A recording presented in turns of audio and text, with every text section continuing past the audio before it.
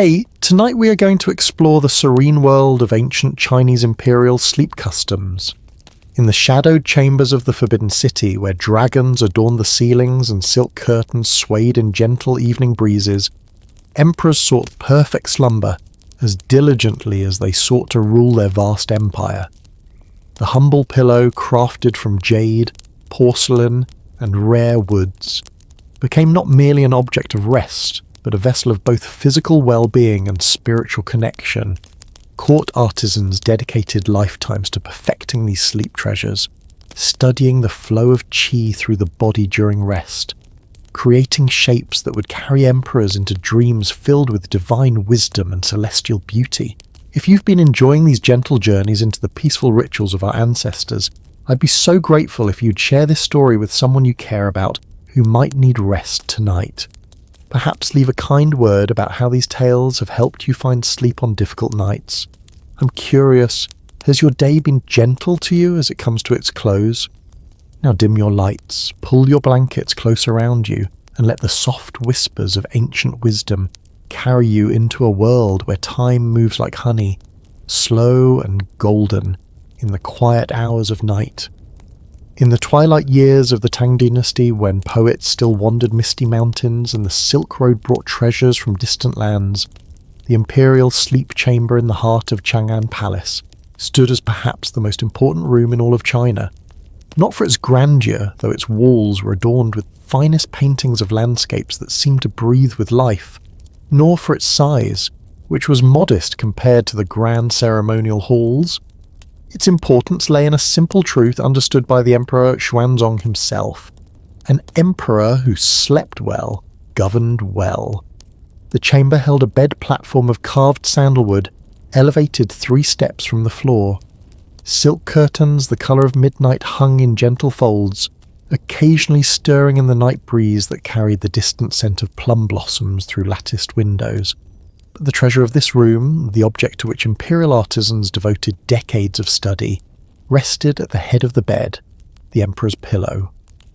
Unlike the soft cushions used in later centuries, ancient Chinese pillows were firm creations of porcelain, jade, ceramic or carved wood.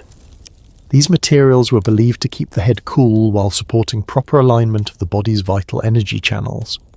The imperial pillow maker, Master Zhang, held a position of great honour, for his craft directly influenced the emperor's health, dreams, and by extension, the harmony of the entire empire.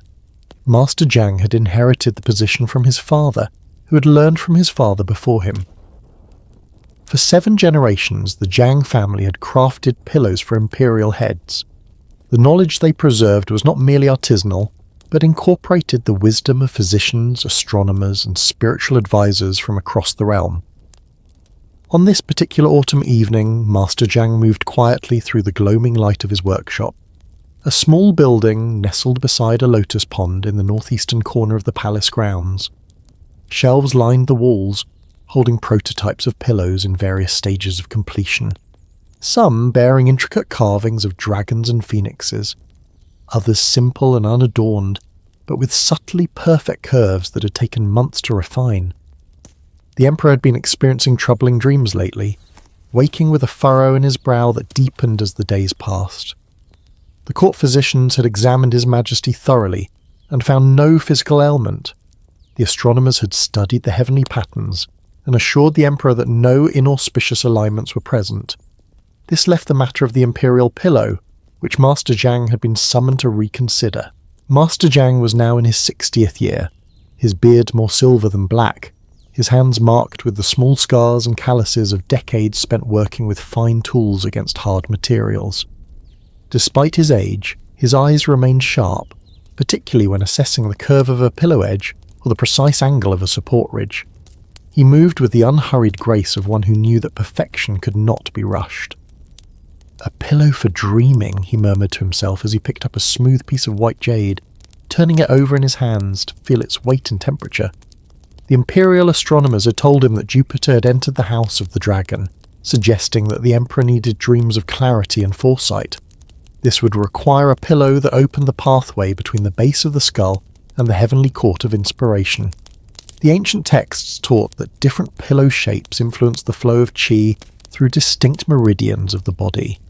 A gentle curve supporting the neck in one way might enhance dreams of the future, while another might bring dreams of the past. A ridge placed precisely behind the ear could connect the sleeper to the wisdom of ancestors, while a depression beneath the base of the skull might open one to messages from divine beings. From a lacquered cabinet, Master Jiang withdrew scrolls containing the sleep records of Emperor Xuanzong's ancestors. These precious documents detailed the pillow shapes that had brought restful sleep and auspicious dreams to generations of rulers. He unrolled them carefully on his workbench, weighting the corners with the small jade figurines of the 4 celestial animals: the azure dragon, white tiger, vermilion bird, and black tortoise. The scrolls revealed patterns across generations. Emperors of the same blood often shared preferences for certain pillow shapes, yet individual variations always required attention. Master Jiang knew that Emperor Xuanzong had a slightly longer neck than his father, with more pronounced tendons that required gentle support. His shoulders were broader, changing the angle at which his head naturally rested. Most importantly, the shape of the Emperor's skull behind the right ear, a subtle flattening that was barely perceptible to anyone who hadn't studied it with care, necessitated a special accommodation. Master Jiang closed his eyes, visualizing the sleeping Emperor, seeing the flow of energy through his body, the pathways that needed to be opened, the channels that required support. Then, with a small chisel that had belonged to his grandfather, he began to shape the jade, working with feather-like touches that gradually revealed the form hidden within the stone. As Master Jiang worked through the quiet hours of evening, a gentle rain began to fall outside, creating a soothing rhythm on the tiled roof of his workshop. The air grew heavy with moisture, carrying the scent of wet stone and night-blooming jasmine from the garden beyond his window.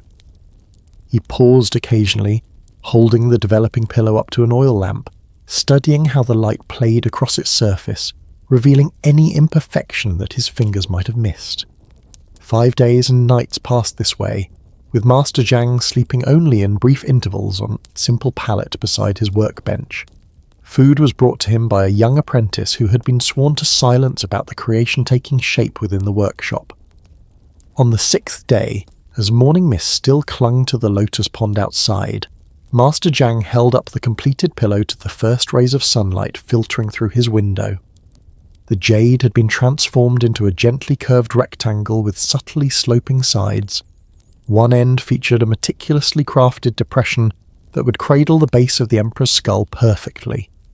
Along the surface, almost too fine to be seen unless caught by oblique light, were carved the 8 trigrams of the I Ching, positioned to align with specific points on the Emperor's head and neck. Within each trigram, microscopic characters spelled out blessings for peaceful sleep and prophetic dreams. With great care, Master Jiang wrapped the pillow in a length of imperial yellow silk, embroidered with protective symbols in gold thread. He placed this bundle in a box of aromatic cedar and summoned his apprentice. "Take this to the chief eunuch of the bedchamber," he instructed. "Tell him it is to be placed in the Emperor's sleeping quarters before sunset, and the old pillow removed. No one is to touch the surface with bare hands." The apprentice bowed deeply and departed with the precious cargo, moving with the careful steps of one carrying the most fragile porcelain. Master Jiang watched him go, then turned to the window, gazing at the mist-covered lotus blossoms nodding gently in the morning air. He felt the familiar mixture of pride and anxiety that accompanied the completion of every imperial pillow, the knowledge that his creation would cradle the most important head in the empire and influence the dreams that might shape the fate of millions. That evening, as shadows lengthened across the palace courtyards, the new pillow was placed on the Emperor's bed. The chief eunuch personally supervised its positioning, ensuring it lay exactly as Master Jiang had specified. Fresh silk sheets the colour of pale moonlight were drawn over the bed platform, and sticks of sandalwood incense were lit in brass holders near the doorway, their fragrant smoke designed to calm the mind and prepare it for meaningful dreams. Emperor Xuanzong entered his sleeping chamber after the evening court had concluded, attended by 2 servants who helped him remove his heavy court robes. Dressed now in a simple sleeping gown of the finest silk, he noticed the new pillow immediately. Its jade surface gleamed softly in the lamplight, promising coolness against his skin.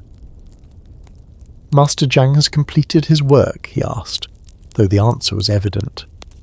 "Yes, your majesty," replied the chief eunuch with a deep bow. "He sends his humble wish that it might bring you peaceful rest and dreams of good fortune."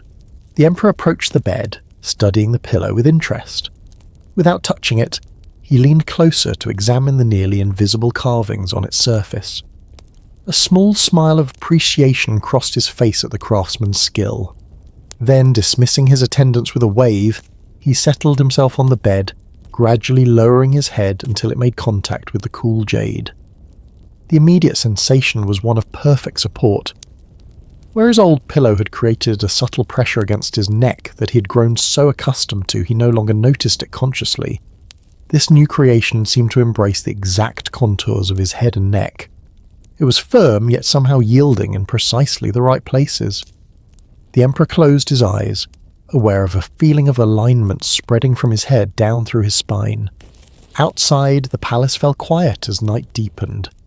Guards stood motionless at their posts, the soft glow of paper lanterns creating pools of amber light in the vast darkness. In distant courtyards, night-blooming flowers released their fragrance into the still air. The emperor's breathing slowed, deepened, and he drifted into sleep. His dreams that night were unlike any he had experienced in recent memory. He found himself walking through a misty landscape where mountains appeared and disappeared in swirling clouds. A path of smooth stones led him forward, each step feeling significant, though he couldn't have explained why. The air around him hummed with a subtle vibration that seemed to resonate within his very bones. As he continued along the path, figures emerged from the mist, his ancestors, the great emperors of dynasties past, nodding to him in solemn acknowledgement. They spoke no words, yet somehow he understood the wisdom they offered. Patience in governance, compassion tempered with firmness, the importance of seeing beyond immediate concerns to the patterns unfolding through generations. The dream shifted, and he stood before a great celestial map where stars moved slowly in their courses. He could see connections between heavenly movements and earthly events that had previously eluded the court astronomers. Solutions to problems that had troubled his ministers for months suddenly became clear, simple in their elegance. When Emperor Xuanzong awoke the following morning, the usual stiffness in his neck was absent. He felt rested in a way he hadn't experienced in years, his mind unusually clear. He summoned his scribes immediately and dictated the insights from his dreams before they could fade from memory. Word of the Emperor's improved rest and remarkable dreams spread through the palace in whispers. 7 days later, Master Zhang was summoned to the Bright Clarity Pavilion, a small structure near the imperial gardens used for informal meetings. He arrived to find the Emperor seated alone, a scroll open on the table before him. "Master Zhang," the Emperor greeted him with unusual warmth. "I wish to thank you personally for your latest creation. It has transformed my nights, and consequently my days as well." The pillowmaker bowed deeply. "This humble craftsman is honoured to have been of service to the Son of Heaven." "Tell me," the Emperor continued, gesturing for Zhang to take a seat across from him, an extraordinary honour. "How did you determine the exact shape that would bring such dreams?"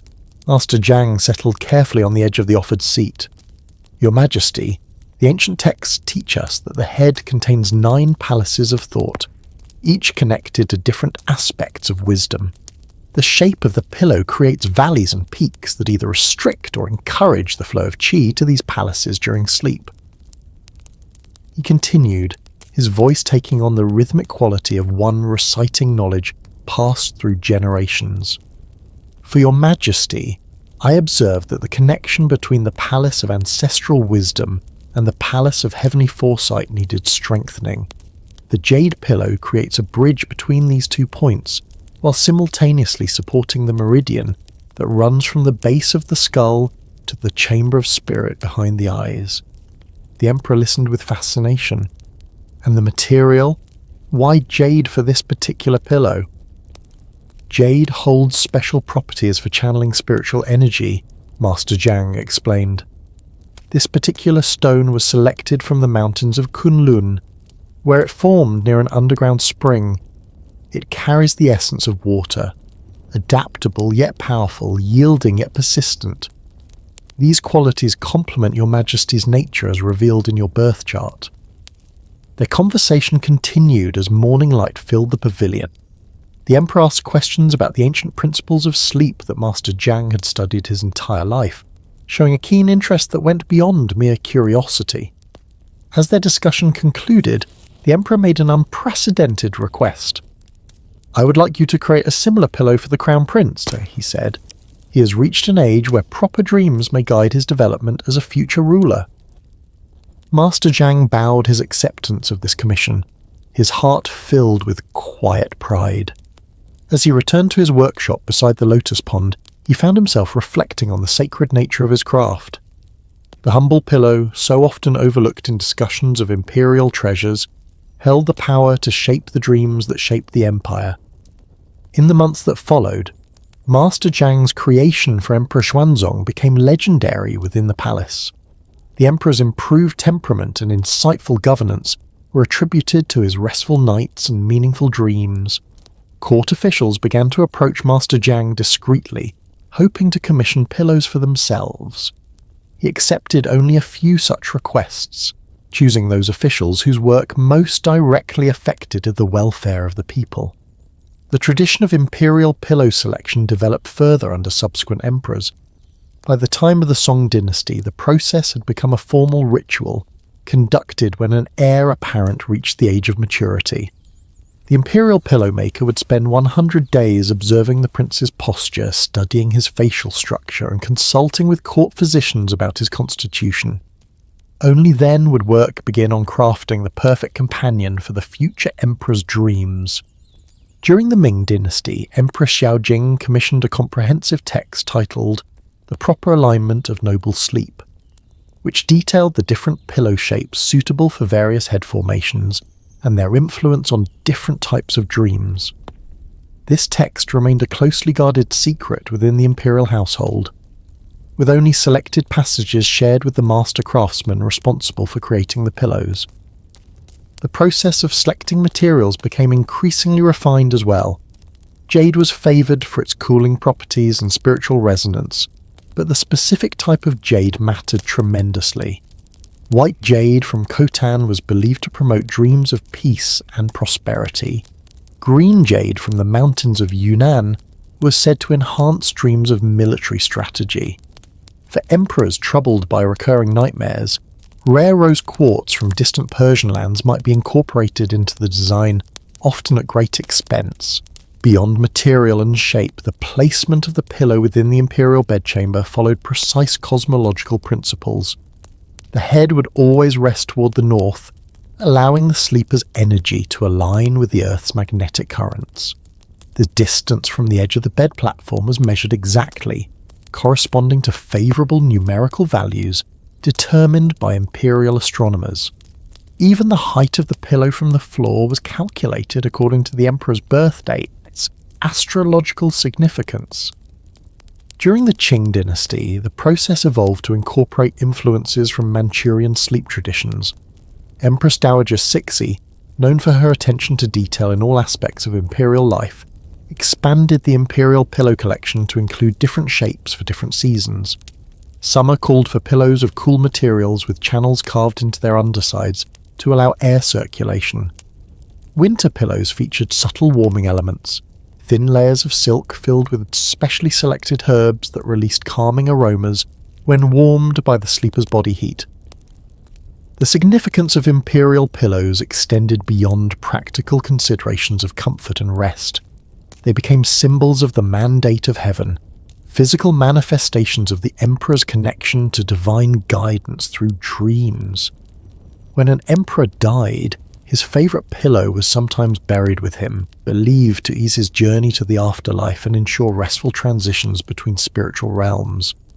In times of imperial succession crises or dynastic change, the pillows of previous emperors were guarded as carefully as the imperial seals. Legend told of usurpers who could not sleep soundly because they rested their heads on pillows not meant for them, their troubled sleep a sign of heaven's disfavour. The subtle art of imperial pillow-making survived even periods of turmoil. During the Anlushan rebellion of the Tang dynasty, when Emperor Xuanzong was forced to flee the capital, his jade pillow was among the few treasures he insisted on taking with him. Court historians later recorded that even in the simple accommodations of his temporary refuge, the emperor slept soundly on his custom pillow, dreaming of the restoration that would eventually come. Though the practical knowledge of master craftsmen like Zhang was passed from generation to generation primarily through direct instruction, certain core principles were eventually recorded in manuals kept within imperial archives. These texts describe the 9 harmonious contours that every imperial pillow must incorporate, though their exact specifications varied depending on the individual emperor's needs. The first contour supported the Feng and Du meridians running up the back of the neck, allowing for the smooth flow of protective qi around the body during vulnerable sleep hours. The second contour aligned with the Yang Qiao and Yin Qiao meridians, which traditional medicine associated with the balance between active and restful states. The remaining contours addressed everything from the connection between ear position and dream clarity to the relationship between pressure points at the base of the skull and communication with ancestral spirits. Master pillow makers developed specialized tools for their craft, many of which resembled those used by the finest jade carvers, but modified for the specific requirements of pillow creation. Measuring instruments of extraordinary precision were crafted from bamboo and precious metals, calibrated to the width of a human hair. Templates carved from wood recorded the exact head and neck measurements of each emperor, preserved in the imperial archives alongside their official portraits and biographical records. The intimate nature of pillow making required a unique relationship between craftsman and emperor, one of the few instances where common-born hands were permitted to take direct measurements of the imperial person.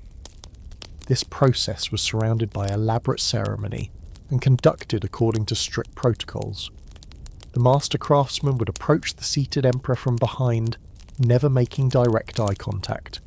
Using specialized tools of polished silver, he would record the exact contours of the imperial head and neck, often working by touch rather than sight to achieve the greatest precision. Young apprentices to the imperial pillow maker spent years practicing their craft on increasingly challenging materials before being allowed to participate in the creation of actual imperial pillows. They began with soft woods, progressed to harder varieties, then to limestone and marble, and finally to precious jade and other gemstones. An apprentice's first jade carving was a solemn milestone, often marked by a small ceremony within the workshop wherein the master would taste a drop of wine and then pour the rest as an offering to the spirits of ancient craftsmen. The relationship between proper sleep and effective governance became so established in imperial philosophy that court historians would sometimes note the emperor's sleep patterns when recording significant decisions. Chronicles might mention that an especially wise judgment came after a night of profound rest upon the cloud-patterned pillow, or that an ill-considered decree was issued following troubled sleep, the imperial pillow having been positioned incorrectly by an inattentive servant. Beyond the physical crafting of the pillow, considerable attention was paid to its spiritual preparation. Completed pillows were often taken to temple complexes within the palace grounds, where monks would chant sutras over them for 7 days and nights. Incense chosen to correspond with the emperor's birth element would burn continuously during this period. Some pillows were placed beneath sacred texts for a lunar month before use, absorbing the wisdom contained in ancient writings. The precise moment when a new imperial pillow was first used was determined by court astronomers, who identified nights when celestial alignments were most favourable for auspicious dreams. The old pillow was retired with its own ceremony, either preserved in the imperial treasury or, if it had served an emperor of particularly virtuous reputation, sometimes donated to a temple where it would be displayed as a relic, but never used by another person. By the late imperial period, the scientific aspects of pillow design had developed alongside the spiritual and cosmological considerations. Qing dynasty physicians conducted studies of blood flow to the brain during sleep and incorporated their findings into pillow recommendations. They observed that different pillow heights affected breathing patterns, which in turn influenced the depth and quality of sleep. These observations were meticulously recorded and integrated with the traditional knowledge passed down through generations of master craftsmen. The connection between pillow shape and dream content remained a central focus. Certain contours were believed to encourage dreams of governance and statecraft, while others might promote dreams of cultural significance or spiritual insight. An emperor facing military challenges might use a pillow designed to stimulate dreams of strategy, while one concerned with drought or famine might sleep on a shape thought to connect with agricultural deities. On rare occasions, imperial princesses and empresses would also receive custom-crafted pillows, though the traditions surrounding female sleep differed somewhat from those established for emperors. Women's pillows often incorporated symbols of fertility and domestic harmony, with shapes designed to promote dreams of healthy children and household prosperity. The Empress Dowager's pillow was second in importance only to the Emperor's own, particularly during periods when she exercised significant political influence. The most famous imperial pillow collection belonged to Emperor Qianlong of the Qing dynasty, who commissioned over 40 different pillows during his long reign. Each corresponded to a specific need or concern. Pillows for times of war and times of peace, for seasons of harvest and seasons of planting, for nights when administrative decisions weighed heavy on the imperial mind, and for times when artistic inspiration was sought. His favourite, according to palace records, was carved from white jade with veins of pale green running through it, shaped to support prophetic dreams that he believed guided some of his most successful policy decisions. The tradition continued until the fall of the Qing dynasty in the early 20th century. The last emperor, Puyi, had 3 imperial pillows created for him as a child. When he was forced to leave the Forbidden City in 24, one of these pillows was among the few personal items he insisted on taking with him. Even in exile, separated from the trappings of imperial power, the connection between proper sleep and personal harmony remained embedded in the consciousness of those raised in the ancient traditions. Though the imperial court is now a distant memory, the wisdom of those ancient pillow makers has not been entirely lost. In certain remote villages, descendants of imperial craftsmen still practice modified versions of the traditional arts. Modern Chinese medicine continues to recognize the importance of proper head and neck support during sleep, with some practitioners drawing directly on the knowledge preserved from imperial times. In museums across China and the world, imperial pillows are displayed as works of art and historical artifacts, their perfect contours and exquisite craftsmanship still evident centuries after their creation. Yet few museum visitors recognize that these beautiful objects represent one of history's most refined sleep technologies, the product of generations of careful observation, philosophical insight, and masterful craftsmanship in service of imperial dreams. The story of these pillows reminds us that sleep has always been recognized as a state of both vulnerability and potential, a daily small death from which we return renewed, perhaps carrying wisdom from realms beyond ordinary consciousness. The ancient Chinese emperors, for all their worldly power, understood that even they must surrender to sleep, and they did so with characteristic attention to ritual and meaning. In their quest for the perfect pillow, we can recognize our own eternal search for rest that refreshes both body and spirit, a search that continues in our modern world of memory foam and sleep apps, though perhaps with less poetry than when master craftsmen carved dreams into jade for the Son of Heaven. As the mist-covered mountains of ancient China fade into the soft darkness behind your closing eyelids, as Emperor Xuanzong's jade pillow dissolves into the stuff of your own dreams, another tale begins to stir from the shadowed corridors of history. Let your breath grow deeper, your thoughts more distant, as we prepare to journey to another time, another place where sleep revealed its secrets to those who understood its sacred nature.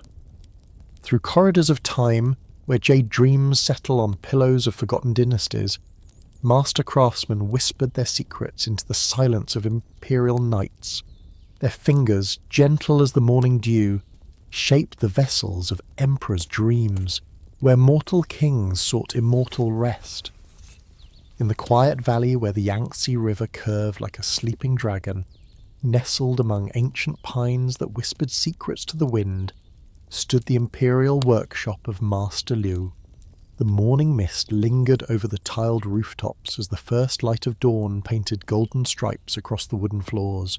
Master Liu was the 9th generation of artisans devoted to crafting the perfect vessels for imperial slumber, pillows that would cradle the heads of those who ruled the Middle Kingdom. On this particular morning in the 17th year of Emperor Kangxi's reign, Master Liu moved with particular care among his treasured materials. His workshop, a sanctuary of creation, housed shelves upon shelves of rare substances. Jade from the northern mountains, porcelain clay from the legendary kilns of Jingdezhen, fragrant cedar from distant forests, and silk so fine they seemed to float between the fingers like morning mist. The tradition of imperial pillow-making dated back to antiquity, across many dynasties. It was believed that the emperor's dreams were not merely the wanderings of a sleeping mind, but sacred journeys into realms where heavenly guidance could be received. Thus, the imperial pillow became not just a comfort for the body, but a vessel for divine communication, a bridge between the mortal world and the celestial spheres. Young Bai, Master Liu called softly to his apprentice, a slight boy of 14 with quick eyes and careful hands, "Bring me the jade that arrived from Khotan last month." The boy moved silently across the polished wooden floor, his cloth shoes making no sound as he retrieved a wrapped bundle from a special cedar box. He presented it to his master with both hands, head slightly bowed in respect. Master Liu nodded in acknowledgement and carefully unwrapped the layers of silk to reveal a piece of jade, the colour of young willow leaves after rain. "Do you know," Master Liu said to his apprentice as his weathered fingers traced the cool surface of the stone, "why jade is so prized for the Emperor's pillows?" Young Bai, who had been with the master for 3 summers now, knew the answer, but understood that his master's questions were often meant to remind rather than to test. "Jade brings cool dreams in summer, master, and is believed to preserve the body's essence. The ancient texts say that jade communicates with the spirits while protecting the sleeper from harm." Master Liu nodded, pleased. "And do you remember what the royal physician Zhang told us about the shape that best supports the Emperor's dreams? A gentle curve, like the arc of a new moon," Bai recited. "Not too high to strain the neck, not too low to restrict the breath. The pillow must cradle the head as a mother's hands hold a newborn, with perfect support." The workshop gradually filled with golden light as the morning progressed. Outside, birds sang in the garden where medicinal herbs grew, some of which would be ground into fine powders and embedded within certain pillows to promote healing sleep. Master Liu had spent decades perfecting the art of incorporating beneficial substances into his creations. Powdered pearl to cool the body, ground amber to soothe an overactive mind, crushed chrysanthemum petals to ease troubled breathing. In another section of the workshop, 3 senior craftsmen were working on ceramic pillows. Their hands moved with practiced precision as they shaped the special clay into refined forms. Ceramic pillows had been popular since the Tang dynasty, appreciated for their cooling properties during hot summer months. Some were simple in design, while others featured intricate paintings or poetic inscriptions meant to influence the sleeper's dreams. "Master," called Zhang Min, the eldest of the craftsmen, "would you please examine this design? I've incorporated the 5 auspicious clouds as the royal astrologer suggested." Master Liu walked over and studied the pattern drawn on rice paper. Swirling clouds that seemed almost to move across the page, each containing subtle references to the 5 elements: wood, fire, earth, metal, and water. Once transferred to the ceramic pillow and fired in the kiln, these clouds would surround the imperial head with harmonious energy. The water element should be slightly more prominent, Master Liu suggested, taking a brush and adding a few delicate lines to strengthen the flowing pattern. The court physician mentioned that His Majesty has been experiencing excess heat in his system. The water element will help restore balance. Jiang Min nodded in understanding. The imperial pillow makers were not merely craftsmen but healers of a sort, their art intimately connected with traditional Chinese medicine and the cosmic principles that governed all things. Near the eastern window, where the morning light was strongest, sat Madame Huang, a woman whose fingers were said to move with such grace that butterflies would mistake them for flowers. She was the master of silk embroidery, creating pillow coverings so exquisite that some said they alone could induce pleasant dreams through their beauty. Today, she worked on golden thread, stitching the character for longevity in 100 different calligraphic styles, a powerful charm for the Emperor's health. The Empress has requested special attention to the fragrance of the inner stuffing, she said without looking up from her work. She believes His Majesty has been troubled by too many administrative dreams. Master Liu nodded thoughtfully. We shall use the lavender from the western gardens, mixed with dried lotus stamens, and a touch of wild chrysanthemum. The blend will quiet the mind without dulling it. The creation of imperial pillows was never a simple matter. Each design had to be approved by multiple authorities: the royal physician, to ensure it would benefit the emperor's health; the chief eunuch, to confirm it met the practical requirements of the imperial bedchamber; the court astrologer, to verify its auspicious nature; and occasionally even the emperor himself, though such direct involvement was rare. Master Liu had served 3 emperors in his lifetime, beginning as a young apprentice during the late Ming dynasty, and continuing through the transition to Qing rule. He had witnessed how each emperor's preferences shaped the evolution of pillow design, some favouring harder surfaces that were believed to keep the mind alert even in sleep, others preferring softer support that invited deeper, more restorative rest. The current emperor Kangxi, though still young, had already developed specific preferences that reflected his scholarly nature. His pillows often contained compartments for storing important notes or small books, allowing him to read late into the night and resume immediately upon waking. The emperor was known to say that no hour should be wasted, not even those transitional moments between wakefulness and sleep. As midday approached, a court official arrived at the workshop, his formal robe slightly dusty from the journey. The artisans paused in their work, and Master Liu stepped forward to greet him with appropriate ceremony. "Master Liu," the official said after the formalities were complete, "I bring new instructions from the imperial physician. His Majesty has been experiencing neck discomfort following long sessions with his scholarly advisors. The physician believes a subtle adjustment to the pillow contour might alleviate this issue." The official presented a sealed scroll containing detailed drawings and measurements. Such precise instructions were common. The imperial pillows were not created based on general principles alone, but were customized to the exact proportions of the emperor's head, neck, and shoulders. Master Liu studied the diagrams carefully. "I see the physician recommends a slightly deeper curve here, and additional support at this junction. Very wise. We shall prepare prototypes immediately." The workshop resumed its gentle rhythm of activity after the official departed. Master Liu gathered his senior craftsmen to share the new specifications, and soon small models in clay began to take shape, each a slightly different interpretation of the physician's recommendations. These would later be presented for selection, with only the most perfect design advancing to final creation.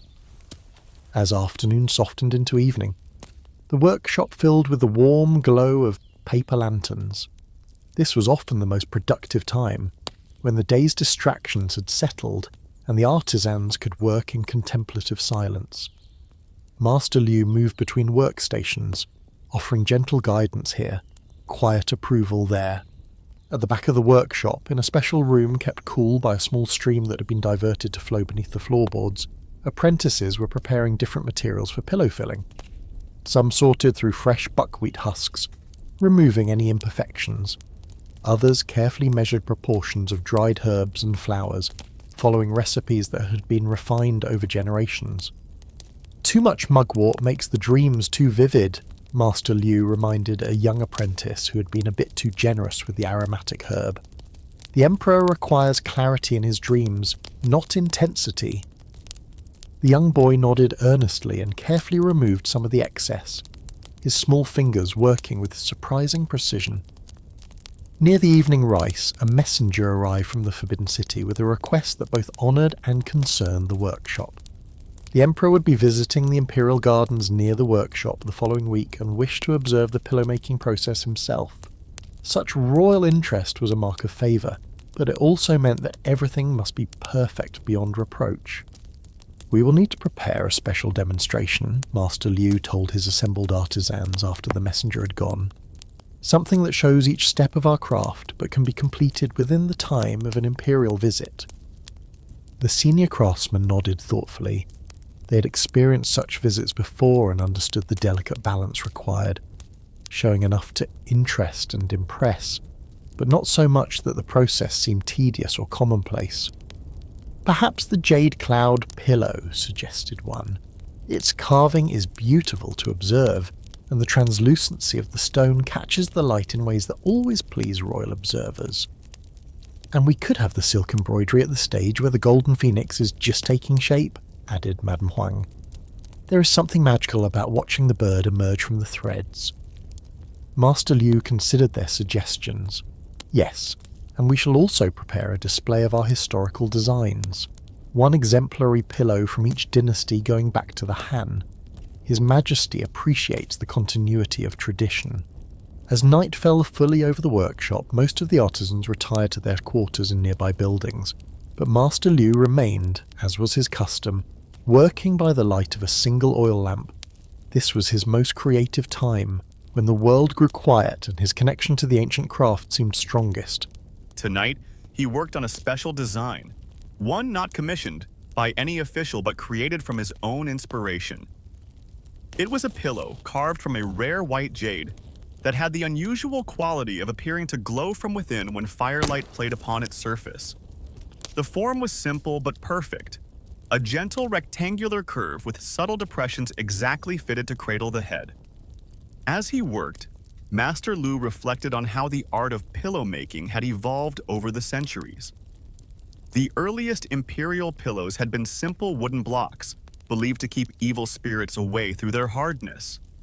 Later came ceramic pillows during the Sui and Tang dynasties, often shaped like animals or children that would symbolically watch over the sleeper. The Song dynasty had brought refinement to the art, with delicate porcelain pillows decorated with paintings of landscapes that were thought to influence the content of imperial dreams. An emperor who slept upon mountains and rivers might dream of the vastness of his kingdom. One who rested his head on paintings of scholars might receive wisdom in his sleep. During the Yuan dynasty, when foreign rulers governed China, pillows incorporated techniques from the western regions, felted wool and designs that showed the night sky, as the Mongol emperors often slept under the open heavens and wished to maintain that connection even when inside palace walls. The Ming emperors had favored lacquered wooden pillows inlaid with mother-of-pearl and precious stones, each design laden with symbolic meaning and imperial iconography. Dragons chased pearls across dream surfaces, representing the emperor's pursuit of wisdom and enlightenment. Now, in the Qing dynasty, with rulers who had come from beyond the Great Wall, pillow designs incorporated elements from Manchu culture, patterns that spoke of hunting and horsemanship alongside traditional Chinese motifs of longevity and prosperity. Master Liu's fingers moved almost independently of his thoughts as he carved delicate cloud patterns into the sides of the jade pillow. Each stroke of his tool was nearly imperceptible, but together they created a sense of movement, as if the sleeper's head would rest among heavenly vapors. In the stillness of the night, he could almost hear the voices of his ancestors, the 8 generations of Liu family craftsmen who had perfected this art before him. They had survived dynastic transitions, wars, and palace intrigues, always protecting the sacred knowledge of how to guide an emperor's dreams. The peaceful silence was broken by the soft footsteps of young Bai, who should have been asleep hours ago. The boy approached cautiously, knowing he was breaking the rules by being in the workshop after dark. "Master," he said quietly, "I had a question that would not let me sleep." Master Liu looked up from his carving, not angry but curious. What question troubles you so deeply that it drives you from your bed, young one? The boy hesitated before speaking. You have taught us that the Emperor's pillows must be perfect in every way. In shape, in material, in symbolism. But how can we know what perfect truly is? How can we be certain that what we create will truly give the Emperor the best possible sleep? Master Liu set down his tools and motioned for the boy to sit on a small stool nearby. This was not a question to be answered hastily. There is a story, he began, about the first imperial pillow maker during the time of the Yellow Emperor. This craftsman spent years creating what he believed was the perfect pillow, using jade from the sacred mountain and filling it with herbs gathered under a full moon. When he presented it to the Emperor, he was certain it would bring perfect sleep. Did it? Asked Bai, his eyes wide in the lamplight. The Emperor tried it for 3 nights and then returned it, saying it did not suit him. The craftsman was devastated. He had failed in his life's purpose. In his despair, he traveled to a distant mountain to seek the wisdom of an old sage. Master Liu's voice took on a rhythmic quality, almost like a lullaby as he continued the tale. The sage listened to his troubles and then asked a simple question. Did you create this pillow for the Emperor, or for your idea of the Emperor? The craftsman did not understand at first. The sage explained, you made a pillow perfect for an emperor as you imagined him to be, a divine being separate from ordinary men. But even the Son of Heaven has a unique head, unique shoulders, unique dreams. True perfection lies not in the abstract ideal, but in perfect harmony with the individual reality. The boy nodded slowly, absorbing the wisdom. The craftsman returned to the capital, Master Liu continued, and asked to observe the Emperor during his daily activities. He noticed how the Emperor tilted his head when reading scrolls, how he carried tension in one shoulder from years of archery practice, how he preferred to sleep facing the eastern window where the morning light would gently wake him. With this knowledge, he created a new pillow, perhaps less grand in appearance, but shaped specifically for this one man's body and habits. And did the Emperor like this pillow? Bai asked. It is said that he slept so well that he dreamed of solutions to problems that had troubled the kingdom for years. From that time forward, the imperial pillow makers understood that their art was not about achieving some abstract perfection, but about creating harmony between the object and its user. Master Liu placed a gentle hand on the boy's shoulder. This is why we receive those detailed measurements from the physician, why we listen when told about the emperor's activities and health. We do not make pillows for an ideal emperor, but for a real man who carries the weight of the empire on his shoulders and needs rest to govern wisely. The boy was quiet for a moment, then nodded. I understand now, Master. True perfection is not in the pillow itself, but in how well it serves its purpose for one specific person. Precisely, Master Liu smiled. Now return to your bed. Tomorrow you will assist me with the prototype for the Emperor's new design, and I want your eyes clear and your hands steady. After the boy had gone, Master Liu returned to his carving, but his thoughts remained on their conversation. The story he had told was one passed down through generations of his family, and he believed it contained the essential wisdom of their craft. An imperial pillow was not merely an object of beauty or status. It was a tool for nurturing the most important mind in the empire. The week passed quickly as the workshop prepared for the imperial visit.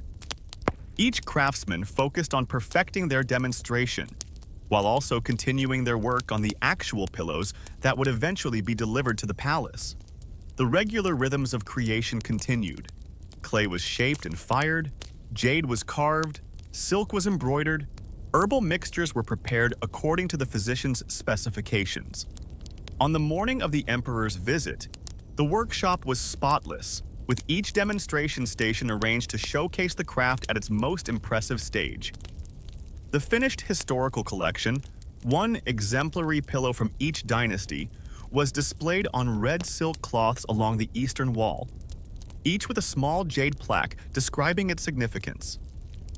Master Liu wore his formal robes, as did all the craftsmen. Even young Bai had been given new clothes for the occasion, his usual apprentice garb replaced by a proper silk tunic in the imperial yellow that only those in official service to the emperor could wear. When the imperial procession arrived, preceded by guards, and heralded by the soft music of flutes and small drums, the workshop fell into perfect silence. The craftsmen arranged themselves according to rank and seniority, each standing beside their workstation with heads bowed in respect. The Emperor Kangxi entered without ostentation.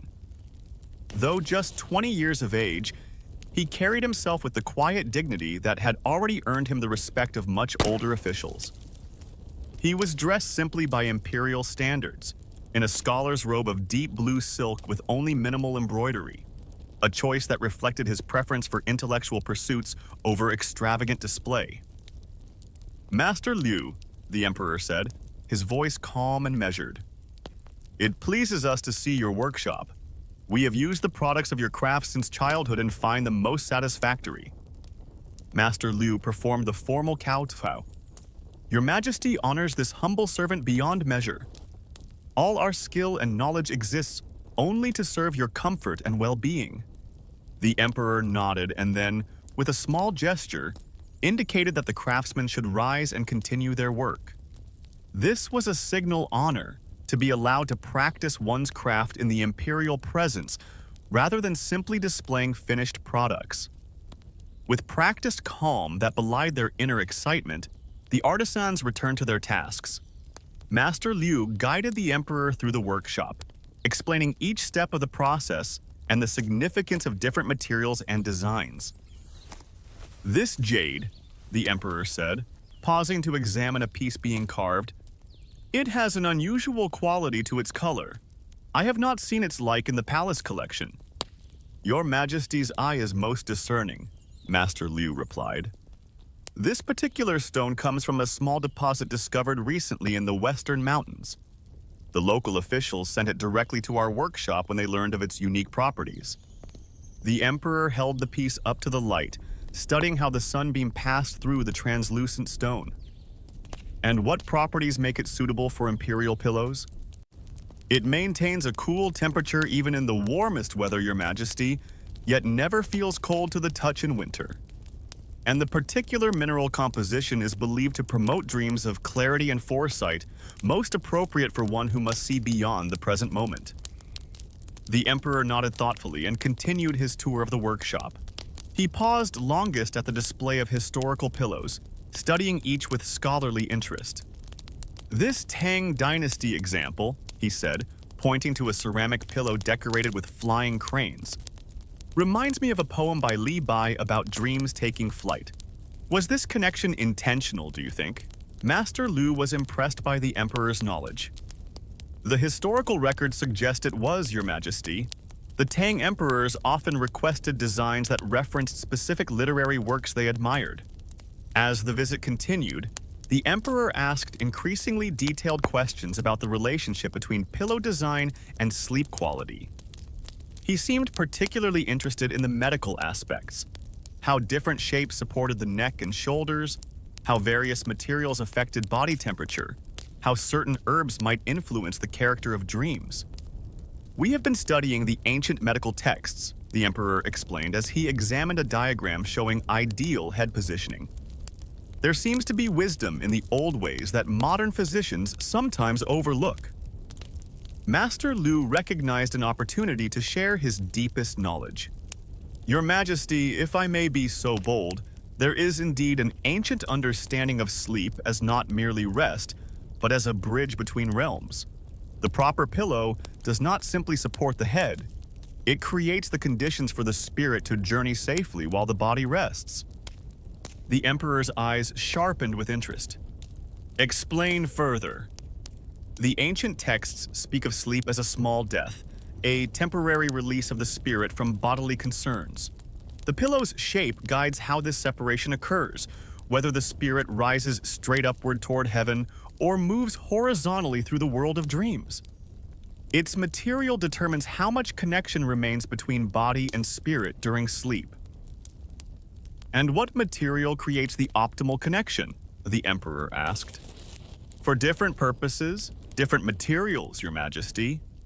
Jade maintains the strongest connection. It anchors the spirit so that dreams remain coherent and memories can be brought back to waking life. Wood allows the spirit greater freedom, but provides pathways back through its grain. Ceramic creates a middle ground, especially when inscribed with guiding characters or images. The emperor considered this information with evident fascination. And for one who seeks dreams of governance, who wishes to receive guidance for ruling wisely? Master Lu answered carefully, aware of the significance of the question. For such elevated purposes, traditional wisdom recommends a combination. A core of white jade carved with the 5 virtues, surrounded by cedarwood from trees that have witnessed a full dynasty's passing, with a covering of silk embroidered with the pattern of stars as they appeared on the night of Your Majesty's birth. For a moment, the emperor was silent, regarding Master Liu with an evaluating gaze. Then he smiled slightly. Such a pillow would be a worthy project.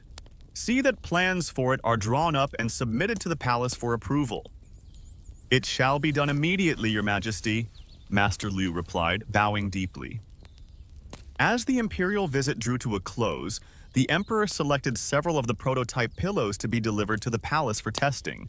He also, in a gesture of particular favor, asked that young Bai be permitted to accompany the pillows to observe how they were received and make any necessary adjustments.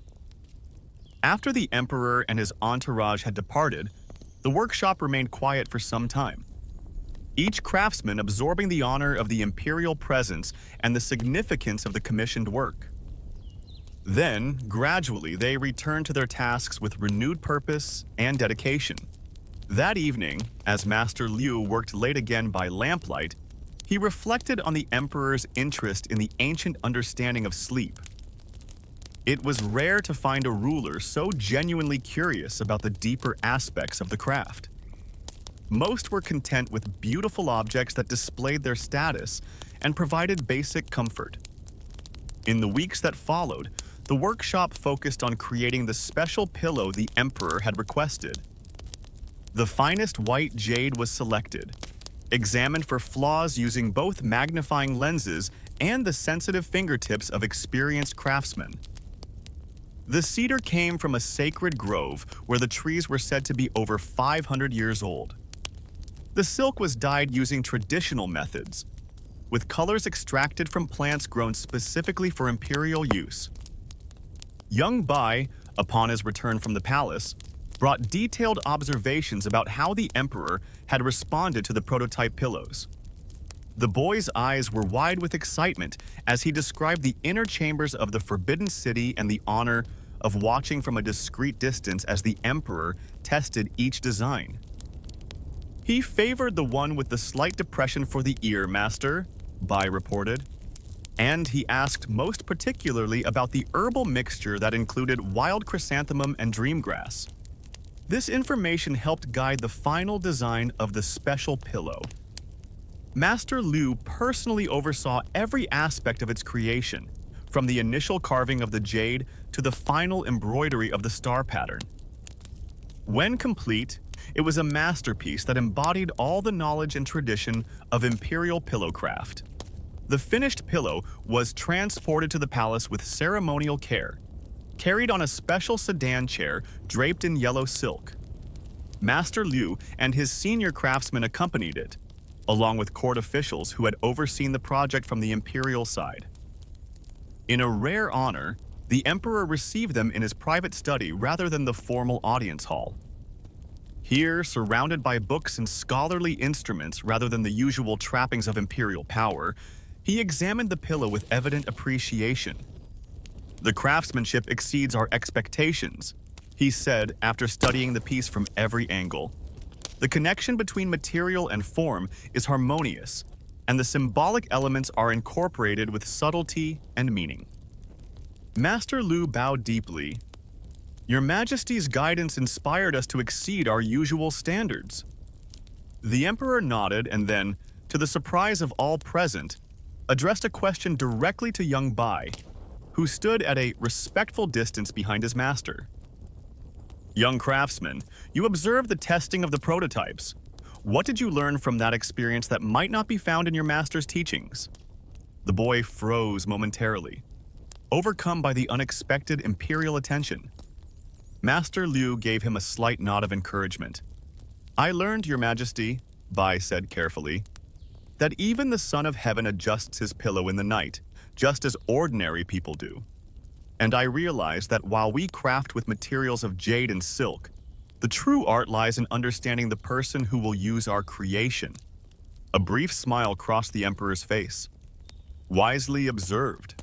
Remember that lesson as you continue your training. That night, for the first time, Emperor Kangxi would rest his head upon the masterwork pillow created through this extraordinary collaboration of imperial need and ancient craft. It was said among the palace servants that he slept more peacefully than he had in months, and that upon waking, he immediately called for his advisors to discuss a new approach to the drought affecting the northern provinces, an approach that came to him in a dream of perfect clarity. In the imperial workshop, life returned to its usual rhythms, though forever changed by the special commission. Master Liu continued to pass his knowledge to young Bai and the other apprentices, knowing that the craft would endure through them as it had through generations before. Each pillow created in the workshop carried within it this unbroken tradition, the understanding that the vessel of dreams was as important as any imperial treasure. For in sleep, even emperors become vulnerable, and the humble pillow becomes the guardian of both body and spirit, ensuring that those who carry the weight of rule by day can find renewal in the quiet journeys of night. Let us now drift gently into the next forgotten story, where silken threads of history weave through the tapestry of dreams, and ancient wisdom whispers secrets of tranquility across the centuries. Within whispered gardens where moonlight bathed ancient herbs, imperial healers gathered treasures for royal slumber. Petals of dreams, minerals from sacred mountains, and secrets passed through generations crafted pillows, not merely for comfort, but as vessels carrying emperors through realms of healing sleep and prophetic visions.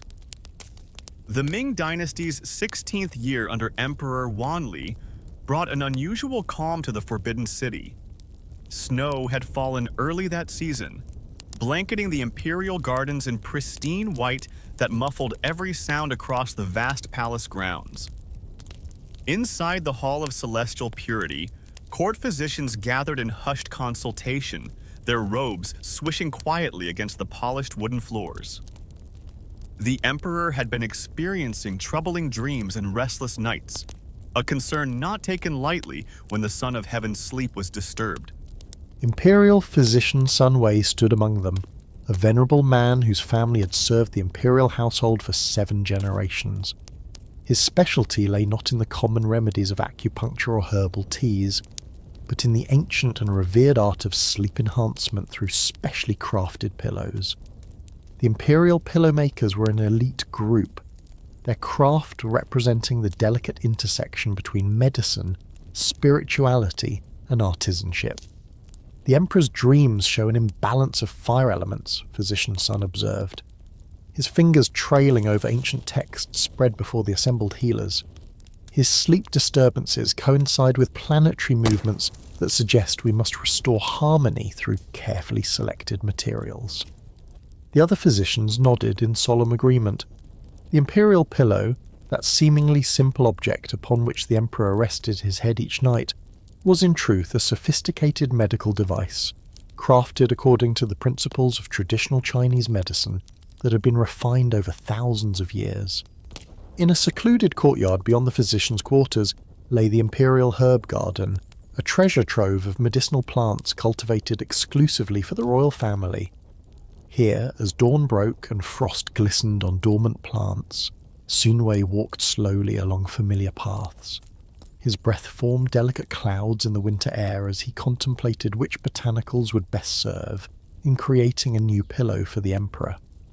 The garden, even in winter's embrace, revealed subtle activities. Gardeners tended to the few cold-season herbs that remained green and vibrant despite the chill. Chrysanthemum flowers, carefully preserved from autumn's harvest, hung in bundles from the rafters of a nearby storage pavilion. Their dried petals would provide cooling properties to balance the Emperor's excessive fire element. Next to a sheltered wall, small yellow buds of winter sweet bloomed defiantly against the cold. Their subtle fragrance was known to calm troubled minds and induce peaceful dreams. Sunway approached these delicate flowers, his aged hands cupping one bloom with reverence. The plant had been introduced to the imperial garden centuries ago, yet its medicinal properties remained as valued as when it first arrived from distant provinces. Master Sun, a young apprentice called softly, approaching with careful steps. "The mineral room has been prepared for your selection." Sun nodded, reluctantly leaving the winter suite. The creation of an imperial pillow was a process that followed strict protocols, beginning with botanical elements but requiring much more. Minerals, carefully selected fabrics, and even astronomical timing would all play crucial roles in crafting a pillow worthy of the Emperor's head. Behind the main physician's hall stood a building few court members ever entered. Unlike the grand architecture of most imperial structures, this building was modest in appearance but secured with heavy locks. Inside, shelves lined the walls from floor to ceiling, containing hundreds of small drawers crafted from aromatic woods. This was the mineral repository, housing precious stones and earth elements collected from across the vast Chinese empire. The room carried a distinctive scent, part earthy mineral, part aromatic wood, that had remained unchanged for centuries. Sunway moved methodically along the shelves, occasionally pausing to open a drawer and examine its contents. From one, he withdrew a small piece of jade, cool and smooth, against his palm. Jade was believed to protect against negative energies and promote tranquility during sleep. From another drawer, he selected small fragments of magnetite, known for its ability to align the body's energies with the Earth's natural forces. The black stones were surprisingly heavy for their size, their surfaces possessing a dull luster in the room's lantern light. "Master," the apprentice observed quietly, "you have not selected amber. Is the Emperor's condition not suitable for its warming properties?" Sunway allowed himself a small smile at his student's observation. "Indeed, the Emperor's fire element is already excessive. Adding amber would only intensify his restlessness. Instead, we will incorporate small amounts of pearl powder to cool and soothe." As the morning progressed, Sunway's selections grew, each item chosen with deliberate purpose according to the Emperor's specific needs. The ancient texts taught that sleep disturbances arose from imbalances in the body's energy systems, and each material selected would address these imbalances through their inherent properties. By midday, Sunway had completed his selection of minerals and moved to the textile chamber, where silks of varying weights and colours awaited. Unlike common pillows stuffed merely with cotton or feathers, imperial pillows contained multiple chambers, each filled with different therapeutic elements. The outer covering required equally careful consideration. "For the Emperor's new pillow we will use silk dyed with indigo," Sun instructed the master weaver who had joined them. "The colour blue calms the mind and cools the spirit. The weave must be tight enough to contain the herbs, but allow their essences to permeate." The weaver, an elderly woman whose fingers had created textiles for 3 emperors, nodded without speaking. Her knowledge of fabric rivaled Sun's understanding of medicine, and together they would create a covering worthy of the therapeutic contents it would soon hold. As afternoon shadows lengthened across the imperial complex, Sunway's preparations continued in the compounding room. Here, the selected herbs were carefully processed according to age-old methods. Most were ground to fine powders, others cut into specific shapes that corresponded to their energetic properties. The room filled with subtle aromas as mortar and pestle worked in rhythmic motion, transforming raw materials into medicinal preparations. Lavender from the western provinces, prized for its ability to induce peaceful sleep, was combined with chamomile flowers known to quiet turbulent thoughts. Valerian root, powerful in its sedative properties, was measured with particular care, as too much would cause excessive drowsiness upon waking.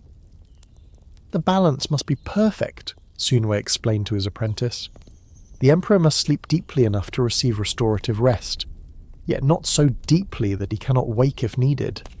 His dreams should be peaceful, but clear enough to provide insights, as imperial dreams often contain heavenly guidance. The apprentice diligently recorded each ingredient and its proportion in the official ledger, a document that would eventually be stored in the imperial archives. Future physicians would study these records, learning from Sun Wei's expertise long after he had departed this world. Beyond the selection of materials lay an equally important aspect of pillow creation: the shape itself. Traditional Chinese medicine recognized that different pillow shapes stimulated different acupressure points on the head and neck, influencing the flow of qi throughout the body during sleep. For the Emperor Wanli, we will craft a gentle wave form, Sun Wei decided, sketching the shape on a piece of paper. The curve will support the neck while creating pressure points that stimulate the gallbladder meridian, known to calm excessive thinking and promote wisdom in dreams. As evening approached, the separate elements of the imperial pillow were brought together in a final chamber, where only the most senior pillow artisans were permitted. Here, in a room lit by special candles made from purified beeswax to avoid contaminating the medicinal ingredients with smoke, the actual construction would begin. The room contained a large table of polished jade, its cool surface ideal for the assembly process. 3 senior craftsmen washed their hands in water infused with special herbs, then donned silken gloves before handling any materials. The construction of an imperial pillow was considered not merely a craft, but a sacred duty, one that would influence the emperor's health, wisdom, and connection to heavenly guidance. Watching from a respectful distance, Sun Wei observed as the craftsmen began their work. First came the innermost chamber, filled with a precise mixture of chrysanthemum petals, magnolia bark, and specially processed mulberry leaves. This core would address the emperor's fire imbalance directly. Around this inner core, additional chambers were constructed in concentric layers, each containing different herbal and mineral combinations. The jade and magnetite were placed in specific positions corresponding to important energy meridians in the neck and head. Pearl powder was distributed evenly throughout a middle layer, its cooling properties working in harmony with the herbs. As night fell completely over the Forbidden City, the work continued under the steady light of lanterns. No detail was too small for consideration. Even the thread used to sew the chambers closed was specially selected. Silk threads dyed with safflower for the inner chambers, indigo dyed for the outer coverings. "Master Sun," the head craftsman called softly, "please inspect our progress." Sun Wei approached the table, his experienced hands moving over the partially completed pillow. His fingers detected subtle energies emanating from the construction, testing the balance and harmony of the combined elements. The proportion of mugwort in the third chamber seemed slightly excessive, he noted after careful consideration. Reduce it by 1/4 measure and increase the amount of lotus seed accordingly. Such adjustments continued throughout the evening hours, the pillow slowly taking its final form under the guidance of these experienced hands. By tradition, the final stitching would be completed during the hour of the rat, between midnight and 1 a.m., when yin energy was at its peak and most conducive to creating objects meant for nighttime use. As the designated hour approached, the craftsmen paused in their work. Small cups of plain water were served. No strong flavours or scents were permitted that might contaminate the pillow materials. The men sat in meditative silence, preparing their minds for the final stage of creation. When the palace bell sounded midnight, they returned to their work with renewed focus. The outer chambers were filled with specially selected materials, dried hops flowers known to induce restful sleep, along with small sachets of jasmine blossoms to invoke pleasant dreams. A thin layer of specially processed mulberry silk provided softness without trapping excessive heat against the emperor's head. "Now for the final covering," the head craftsman announced, bringing forth the indigo-dyed silk that had been prepared by the master weaver.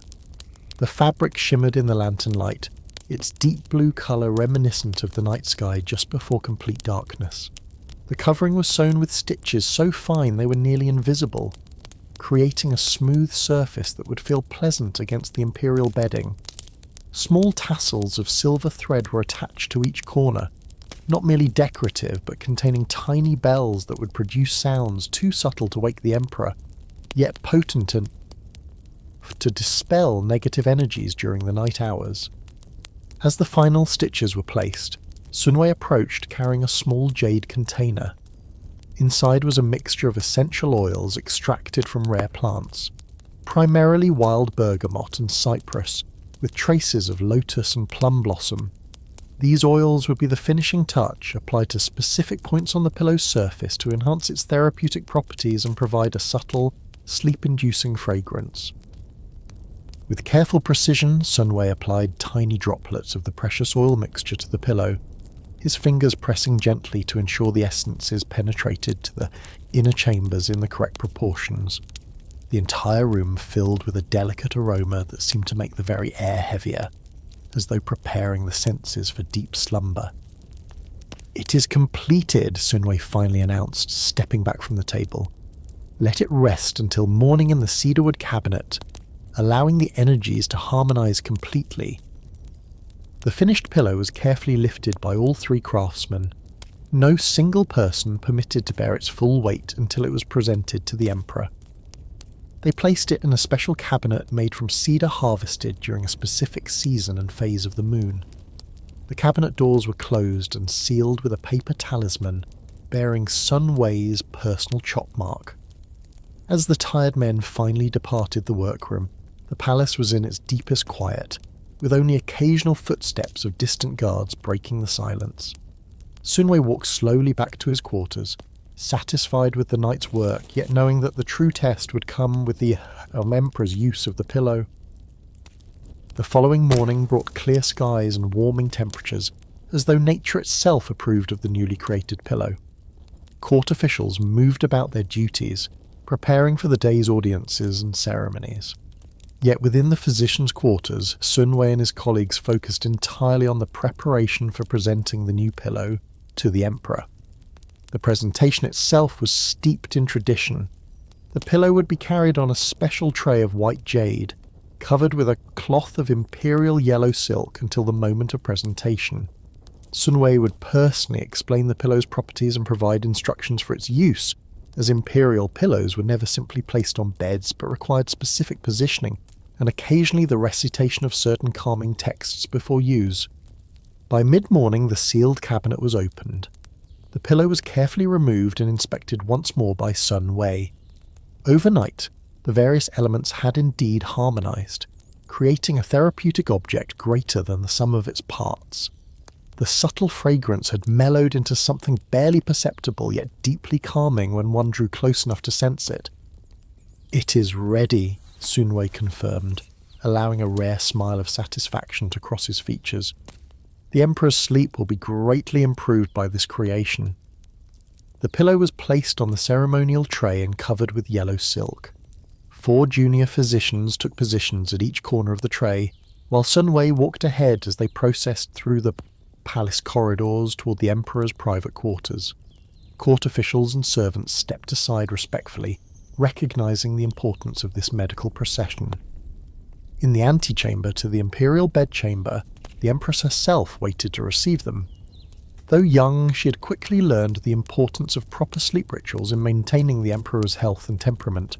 She nodded approvingly as Sunwei described the pillow's properties and the specific imbalances it was designed to address. "His Majesty has been troubled by repetitive dreams of mountain fires," she confided quietly. "Will this pillow help calm such visions?" "Indeed, Your Majesty," Sunwei confirmed with a respectful bow.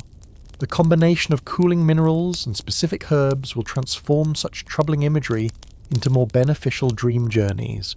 The fire element will be properly controlled without suppressing the important messages his dreams may contain." Satisfied with this explanation, the Empress herself led them into the imperial bedchamber, where attendants were preparing the room for the Emperor's midday rest period, a tradition he observed faithfully each day between governmental duties. The imperial bed stood on a raised platform, surrounded by screens of carved rosewood and curtains of the finest silk. The bedding was changed daily, with sheets woven from mulberry silk and coverlets appropriate to the season. Current pillows, now to be replaced, were arranged in the traditional formation prescribed by both court custom and medical wisdom. With careful ceremony, Sun Wei removed the yellow covering from the tray, revealing the finished pillow in all its subtle beauty. Though not ostentatious in appearance, its craftsmanship was evident in every detail, from the perfect stitching to the gentle curves of its form. "This will be placed here," he instructed, indicating the position where the Emperor would rest his head. The other supportive pillows remain in their usual positions, but none should touch this therapeutic pillow as it would disrupt the energy flow. The Imperial bed attendant, a woman who had served in this capacity for over 20 years, nodded in understanding. She knew well the protocols surrounding the Emperor's sleeping arrangements, and would ensure all was maintained exactly as prescribed. For the first 7 nights, Sun Wei continued, the window should remain open by the width of 2 fingers to allow the connection between the pillow's energies and the night sky. After that period, normal protocols may resume. Each instruction was noted by a court scribe, ensuring that no detail would be forgotten or altered in the days to come. When the pillow was finally positioned and all instructions delivered, Sun Wei performed a final inspection of the arrangement. "It is properly prepared," he declared at last. "May the Emperor find restorative sleep and divine wisdom through its use." With their duty completed, the physicians withdrew from the imperial chambers. Sun Wei would return the following morning to inquire about the Emperor's experience and make any necessary adjustments to the pillow's properties or positioning. Such refinements were often needed, as each person's response to medicinal sleep aids was unique. The connection between imperial sleep and national prosperity was not merely superstition, but a fundamental belief in ancient Chinese governance. An emperor who slept poorly, made poor decisions, became irritable with advisors, and might miss subtle signs from heaven about proper courses of action. Conversely, one who experienced restful, dream-filled sleep was believed to govern with greater wisdom and maintain better harmony with celestial forces. As Sun Wei returned to his quarters, he felt the familiar weight of this responsibility. The simple pillow represented far more than comfort. It was a bridge between earthly governance and heavenly guidance, crafted through knowledge passed down through countless generations. That evening, as court activities wound down and night enveloped the Forbidden City, Emperor Wanli approached his bedchamber with the customary entourage of attendants. The day's affairs of state had been typically demanding. Border reports from distant provinces, tax collection disputes, and preparations for upcoming seasonal ceremonies had occupied many hours. The Emperor was known for his sharp mind and sometimes equally sharp temper, characteristics that had become more pronounced during his recent bout of troubled sleep. As he entered his private chambers, his chief attendant mentioned that the court physicians had delivered a new sleeping pillow crafted specifically for His Majesty. Emperor Wanli nodded, having been previously informed of this development. Though not overly superstitious, he respected the ancient medical traditions that had sustained his ancestors. If a specially crafted pillow might improve his resting clarity of thought, he was willing to embrace the recommendation. The bedchamber had been prepared according to evening protocols, lanterns lowered, incense burned and removed so only the faintest scent remained, and bedding arranged in precise formation. The Emperor noticed the new pillow immediately, its shape and deep indigo covering distinguishing it from the familiar pillows he typically used. After the evening rituals of washing and changing into sleep garments, the Emperor approached his bed. His attendants withdrew to the outer chambers, leaving him in the solitude preferred for imperial sleep. Only his most trusted eunuch remained within calling distance, as was customary for security. Emperor Wanli examined the new pillow with curious fingers before reclining. Its texture was pleasant, neither too firm nor too yielding. As his head settled into the gentle curve designed specifically for his sleeping position, he detected the subtle, pleasant aroma that had been carefully infused into the materials. The effect was not immediate but gradual. a gentle heaviness in the limbs, a slowing of thoughts that had been racing through matters of state. The Emperor found himself breathing more deeply, more rhythmically. The subtle fragrance seemed to follow these breaths, carrying him towards sleep with each inhalation.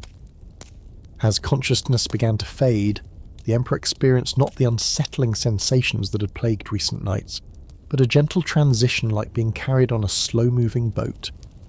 His last waking thought was mild surprise at the effectiveness of this seemingly simple object beneath his head. Dreams came, but unlike the troubling visions of mountain fires that had disrupted his sleep for weeks, these dreams flowed like water through peaceful landscapes.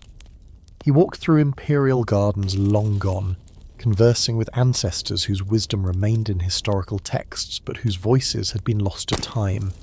They spoke of governance, of patience, of seeing beyond immediate concerns to the longer patterns of history.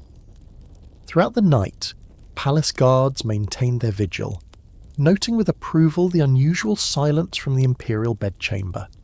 No calls for attendance in the middle watches, no sounds of restless movement. The Emperor slept as emperors should, deeply and completely, connecting with ancestral wisdom through the vehicle of dreams. When dawn approached and the first court activities began in distant courtyards, Emperor Wanli awakened naturally, without the usual prompting from attendants. He lay still for several moments, assessing his physical and mental state with the awareness expected of one trained from childhood to monitor imperial health. The difference was remarkable. His thoughts were clear, his body refreshed. The persistent tension in his shoulders had diminished, and the slight headache that had become a constant companion had disappeared entirely. Most significantly, he remembered his dreams with unusual clarity, not as fragmented images, but as coherent experiences carrying discernible meaning.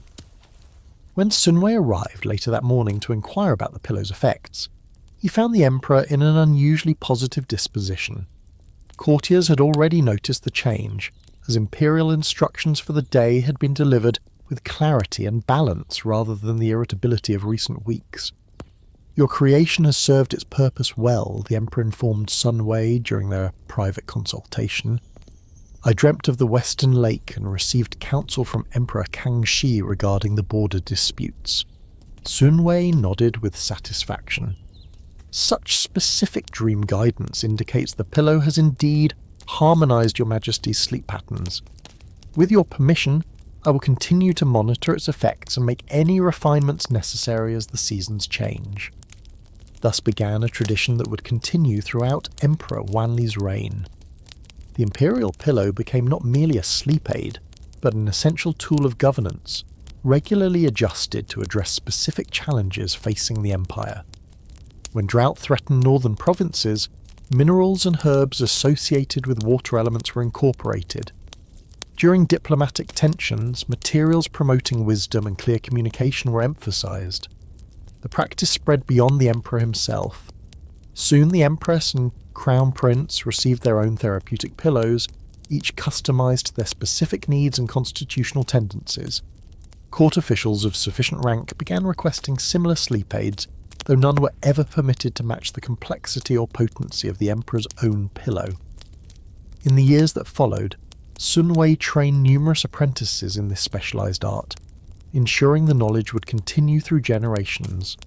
Detailed records were kept of each imperial pillow created, its components, shape, and the specific conditions it was designed to address. These records became valuable references for future imperial physicians, some surviving to the present day in ancient medical texts. The imperial pillow craftsmen eventually became their own distinct specialty within the court medical system, with dedicated workshops and gardens for growing the required botanical ingredients. Their status rose as the connection between imperial sleep quality and governmental wisdom became increasingly recognized. The pillows themselves evolved as well. Some were created for specific purposes, pillows designed exclusively for afternoon rest periods, others for the deep sleep of the winter nights, and specialized versions for times of illness or important decision-making periods. The core principles remained consistent: rooted in the ancient understanding of how sleep affected the harmonious flow of energy throughout the body and mind. Perhaps most significantly, the attention given to imperial sleep through these specially crafted pillows reinforced a fundamental concept in Chinese governance, that the personal health and balance of the ruler directly affected the prosperity and harmony of the entire empire. A well-rested emperor with access to ancestral wisdom through dreams was better equipped to make decisions benefiting all under heaven.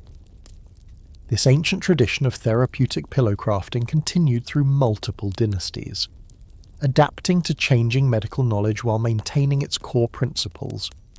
Even as Western influences eventually entered Chinese medicine, the specialized knowledge of sleep enhancement through customized pillows remained a valued imperial practice until the fall of the last dynasty. Today, elements of this ancient wisdom survive in traditional Chinese medicine, where practitioners still recognize the profound importance of proper sleep positioning and the potential healing properties of materials in contact with the body during rest. The specially shaped pillows found in many Asian households carry echoes of these imperial designs, though few users realize they are benefiting from medical knowledge once reserved for emperors alone. The imperial pillows themselves, those few that survived the passing centuries, now rest in museum collections, their complex inner chambers and medicinal contents largely lost to time. Yet the principles behind their creation remain relevant in our modern understanding of sleep's critical importance to physical health and mental clarity. As night descends upon our story and the ancient imperial bedchamber fades from view, we might consider our own sleep environments with new appreciation. Perhaps within those ancient practices lie insights that could improve our modern rest, a connection to traditional wisdom that, like a well-crafted pillow, supports not just our heads but our well-being across dimensions of body, mind and spirit. The whispers of these ancient sleep artisans fade now into the mists of history, their knowledge passing like shadow across moonlit gardens. As this tale slipped away into memory, another ancient wisdom awakens on the distant shores, where seafaring merchants carried secrets of rest across turbulent waters to lands dreaming beneath different stars. Like river waters tracing ancient pathways through misty valleys, the secrets of imperial slumber trickled down from jade palaces to humble cottages. Knowledge carried on whispers, from royal artisans to village craftsmen, transforming night's embrace for all who sought the perfect dream. In the gentle shadows of the late Tang dynasty, when plum blossoms scented the evening air and the moon cast silver light across tiled rooftops, there existed a divide between royal sleep and common rest. Within the vermilion walls of the Forbidden City, emperors slumbered upon the pillows crafted with wisdom collected over centuries, while beyond the palace gates, ordinary citizens made do with simple headrests of wood or bundled cloth. This is the tale of how the refined art of imperial sleep gradually flowed outward, like ink spreading through rice paper, until it touched the dreams of people in every corner of the ancient kingdom. The story begins not with an emperor, but with a humble servant named Liu Wei, who tended the imperial bedchambers during the reign of Emperor Xuanzong. Each morning before dawn, Liu Wei would silently enter the royal sleeping quarters, moving like a shadow across the lacquered floors. His duty was to prepare the emperor's bed for the coming night, arranging the seasonal sleeping mats and carefully selecting the appropriate pillow from the imperial collection. This collection was vast and meticulously catalogued, with pillows designed for every season, health condition and spiritual purpose. Liu Wei had served in the palace for 37 years, his hair now streaked with silver, his hands bearing the subtle tremors of advancing age. Yet no other servant possessed his intimate knowledge of the imperial pillow collection. He knew which jade pillow would cool the emperor's head during summer fevers, which porcelain design would best support the royal neck after long days of court proceedings, and which ceramic shapes had been infused with herbs to encourage prophetic dreams. On one particular autumn morning, as golden leaves drifted past the palace windows and the first hint of winter's approach hung in the air, Liu Wei was summoned unexpectedly to the emperor's private study. His heart beating rapidly beneath his simple blue robe, he made his way through corridors adorned with paintings of mountains and rivers, past guards who stood as still as the stone lions flanking the gates outside. The emperor sat behind a desk of rare Huanghuali wood, scrolls and documents arranged neatly before him. Age had softened his features, but not his penetrating gaze, which now fixed upon the servant with unexpected warmth. "Liu Wei," the emperor spoke, his voice carrying the gentle authority of one who rarely needed to raise it. "My physicians tell me that my improved sleep has added years to my life. They credit the seasonal pillow system you have perfected." Liu Wei lowered his gaze respectfully. "This humble servant has only implemented the wisdom passed down from your ancestors, your majesty." The emperor smiled. "Nevertheless, it is wisdom that remains trapped within these walls. I have been contemplating the suffering of my subjects during winter months, when cold enters the body and disturbs sleep. I believe the knowledge of proper sleeping posture and pillow design should not remain solely the privilege of royalty." And so began an extraordinary commission. The emperor instructed Liu Wei to document the imperial sleeping wisdom, to create a manual that could eventually be shared with noble households, and perhaps one day reach the common people. For an entire season, Liu Wei worked diligently in a small room adjacent to the imperial library, brushing careful characters onto bamboo and silk, detailing the relationship between pillow materials, sleep positions, and the flow of qi through the sleeping body. The manual documented how porcelain pillows, though appearing uncomfortable to foreign visitors, actually provided ideal support for the neck, while allowing cooling air to circulate around the head. It explained how different shapes, rectangular, crescent, and leaf-shaped designs, accommodated different sleeping positions. Most importantly, it detailed how the 5 elements theory guided pillow design: wood pillows for problems of excess fire, ceramic pillows filled with specific minerals for imbalances of metal, and special designs that incorporated dried herbs and flowers for harmony of spirit. When the work was complete, the emperor ordered 5 copies to be made. 4 were sealed and placed in the imperial library, but the 5th was entrusted to Liu Wei himself as a retirement gift, along with permission to share this knowledge with his family. Liu Wei's grandson, Ming, had apprenticed as a potter in the imperial workshops. Unlike his grandfather, who had spent his life within the palace walls, Ming had a curious spirit and dreamed of establishing his own workshop in the southern provinces. When Liu Wei passed away peacefully in his 72nd year, the precious manual came into Ming's possession. As spring blossoms opened along the banks of the Yangtze River, Ming packed his belongings and the treasured scroll onto a riverboat bound for Hangzhou. The journey was long, the boat gliding past mist-shrouded mountains, and through gorges where the water ran swift and clear. At night, Ming would carefully unroll his grandfather's scroll by lamplight, studying the elegant characters that detailed the secrets of imperial rest. Hangzhou welcomed Ming with its famous beauty, West Lake shimmering like a mirror beneath willow trees, and bustling markets filled with merchants selling silks and spices from distant lands. Ming established a small pottery workshop on the outskirts of the city, where he began producing ceramic vessels and household items. But in the quiet hours of early morning, before his apprentices arrived, he experimented with creating pillows based on his grandfather's designs. His first attempts were simple approximations of imperial designs, lacking the exquisite craftsmanship of palace artisans. Yet even these early creations incorporated the essential principles: the careful curve that cradled the neck, the cooling properties of fine porcelain, the subtle infusion of medicinal elements into the clay before firing. Word of Ming's unusual pillows soon spread among Hangzhou's merchant class. A silk trader who suffered from night sweats found relief using one of Ming's cooling designs. The wife of a local magistrate who had endured headaches for years discovered that her pain diminished after sleeping on a specially shaped ceramic pillow from Ming's workshop. As demand grew, Ming refined his techniques. He hired additional craftsmen and taught them the fundamentals of pillow design, though he kept the most sophisticated aspects of his grandfather's knowledge private. By the time 10 years had passed, Hangzhou sleeping pillows had become sought-after items among the wealthy households of several provinces.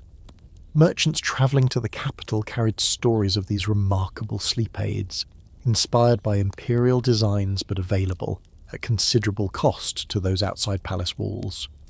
The knowledge continued its gentle journey outward, like ripples expanding across a pond. A physician named Dr. Jiang, who had treated members of noble households in Hangzhou, became fascinated by the relationship between pillow design and health. He purchased several of Ming's creations and began documenting their effects on his patients' ailments.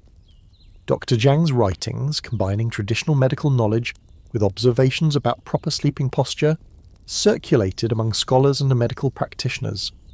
In his most famous work, Treatise on Harmonious Sleep, he explained how the shape of one's pillow could affect the flow of qi through the neck and head, potentially alleviating conditions ranging from headaches to digestive disorders. The ancient wisdom tells us that the head is the meeting place of all yang meridians, he wrote in careful characters. Therefore, how one supports the head during the yin hours of night has profound implications for overall health. The material, height, and shape of the pillow are not matters of mere comfort, but essential considerations for maintaining balance between yin and yang forces within the body. As Dr. Jiang's treatise spread among the educated classes, simplified versions of his recommendations began appearing in household almanacs and popular health guides. Woodblock printers in Suzhou produced illustrated pamphlets showing the proper relationship between sleeping position, pillow height, and seasonal considerations. These publications reached far beyond the wealthy elite, finding their way into the hands of village teachers, local healers, and literate merchants. In the mountain village of Longquan, famous for its celadon pottery, local artisans began incorporating these principles into their own ceramic pillow designs. Without access to the refined materials available to imperial craftsmen, they nevertheless captured the essential elements: the ergonomic curve, the cooling properties of ceramic, the careful sizing to match different body types. A potter named Wu Jinlong became particularly renowned for his affordable yet effective designs. The emperor may rest his head on jade, he was fond of telling customers at the village market, but proper shape matters more than precious materials. His green glazed ceramic pillows, sold at prices accessible to prosperous farmers and village merchants, featured simple designs etched into their surfaces: auspicious clouds, stylized mountains, occasionally a poem about peaceful sleep. As generations passed, knowledge that had once been exclusively imperial continued its gradual diffusion through Chinese society. By the middle of the Song dynasty, ceramic pillow production had become a specialized craft in several regions. In Dizhou, potters created distinctive black and white designs that featured not only decorative elements, but also indentations precisely placed to support the neck according to medical principles. In Jingdezhen, the porcelain capital, more refined versions emerged, some bearing inscriptions of poems about dreams and restful nights. The spread of knowledge was not merely a matter of craftsmanship, but also of evolving cultural attitudes towards sleep itself. Imperial cosmology had long viewed sleep as a sacred time when the soul could commune with ancestral spirits and receive divine guidance. This perspective gradually blended with folk beliefs and medical knowledge, creating a rich tapestry of sleep customs that varied by region yet shared fundamental principles. In the humid south, where summer heat made sleep difficult, ceramic pillows with cooling properties became standard in most households that could afford them. Designs incorporated ventilation channels and sometimes reservoirs that could be filled with cool water to provide relief on the hottest nights. In the colder northern provinces, pillows designed to retain warmth gained popularity, often made with ceramic cores that could be heated before bedtime and wrapped in layers of silk. The gradual transformation extended beyond physical objects to encompass rituals and practices. Imperial bedchamber protocols, the careful orientation of the bed according to feng shui principles, the seasonal rotation of bedding materials, the use of specific incense to promote restful dreams, filtered into common practice, albeit in simplified forms. Village grandmothers passed down knowledge about which direction one should face while sleeping during each season, while town physicians prescribed specific pillow heights for various ailments. During the Yuan dynasty, when Mongol rulers governed China, the exchange of sleep knowledge took new forms. Court physicians from various cultural backgrounds compared notes on sleep practices, with Chinese ceramic pillow technology encountering nomadic traditions that favoured softer materials. This cultural exchange eventually produced hybrid designs, ceramic cores providing structural support wrapped in softer materials for comfort, maintaining the medical benefits while adapting to different preferences. By the early Ming dynasty, what had once been exclusive imperial knowledge had transformed through its journey. No longer a set of closely guarded secrets, it had become a diverse body of regional practices adapted to different climates, economic conditions, and cultural preferences. Yet the essential principles first documented by Liu Wei centuries earlier remained recognizable in household practice across the empire. In the prosperous Jiangnan region south of the Yangtze River, where literary culture flourished among merchant families, sleep wisdom found expression in poetry and painting. Scholar officials commissioned ceramic pillows decorated with landscapes and calligraphy, transforming functional objects into art that reflected their owner's refined taste. These pieces often featured poems about dreams, creating a physical and intellectual bridge between waking and sleeping consciousness. One such poem, inscribed on a ceramic pillow from the period, reads, "Resting upon the clouds, my thoughts drift like autumn leaves. Dreams rise like morning mist over still waters. I journey through mountains painted only by moonlight, and return at dawn carrying treasures no merchant can sell." This literary dimension added new layers to sleep culture, elevating what had begun as practical knowledge into an aesthetic experience. Wealthy households displayed their most beautiful pillows in reception areas during the day, moving them to bed chambers only at night. Some collectors specialized in acquiring antique or particularly fine examples, valuing them not only for their function, but as objects of artistic and historical significance. Yet even as ceramic pillows became associated with refined taste among the elite, simpler versions remained essential household items for ordinary families. Village markets throughout the empire featured local potters selling affordable designs that incorporated basic health principles: the proper height to maintain spinal alignment, the curve that supported the neck while allowing the head to rest comfortably, the cooling properties that ease summer sleep. In the remote village of Taishan, living in a modest home with walls of packed earth and a roof of carefully arranged tiles, an elderly farmer named Old Wang adjusted his simple ceramic pillow each night, according to practices his grandfather had taught him. During summer, he would place the pillow at the head of his sleeping mat, allowing air to circulate freely around his head. In winter, he wrapped the same pillow in layers of cloth, positioning it to support his neck while keeping drafts away from sensitive meridian points. Old Wang could not read the scholarly medical text that explained why these practices worked. He had never seen the imperial manual that Liu Wei had so carefully prepared centuries earlier. Yet through generations of practical experience, the essential wisdom had reached him, transformed by its journey yet recognizable in its essential truth. "My grandfather told me that proper sleep brings long life," Old Wang would tell his grandchildren as they prepared their sleeping mats each evening. The emperor himself does not sleep better than a farmer who knows how to rest properly. By the late Ming dynasty, specialized pillow designs had become available to address specific health concerns across all levels of society. Villages with local pottery traditions often had artisans who created pillows for particular ailments, higher designs for those suffering from excess phlegm, cooling designs for those with fever tendencies, gently sloped shapes for the elderly with neck pain. In the coastal province of Fujian, where merchant families maintained trading connections with Southeast Asia, local ceramic traditions incorporated influences from overseas. Pillows designed according to Chinese medical principles sometimes featured decorative elements inspired by Australian porcelain, creating distinctive regional styles that reflected both functional knowledge and aesthetic preferences.